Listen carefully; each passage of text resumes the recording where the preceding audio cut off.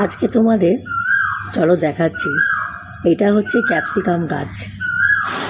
আর দেখো কি সুন্দর ক্যাপসিকাম হয়েছে। আমি নিজেও ভাবিনি আমার বাড়িতে যে কাজ করে কাজের দিদিটা এই ক্যাপসিকামের বীজগুলো ফেলেছিল,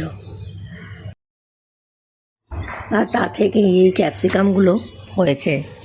একটা না, দুটো তিনটে ক্যাপসিকাম হয়েছে।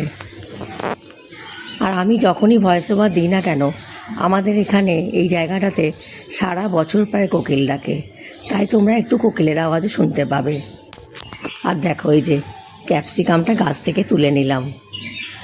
এইটার গাটা একটু হলুদ হলুদ হয়ে গেছে, তবে এই দ্বিতীয়টা কিন্তু অনেকবার প্যাঁচ দিয়ে ঘুরিয়ে ঘুরিয়ে প্রায় চিরতে পারছিলাম না। আমার একটা ভুল হয়েছিল, একটা কাঁচি নিয়ে গেলে হতো। যাই হোক, শেষ পর্যন্ত একটু ছোটো ছিল ক্যাপসিকামটা, ওই জন্যই একটু সময় লাগলো, তবে তুলে নিয়েছিলাম।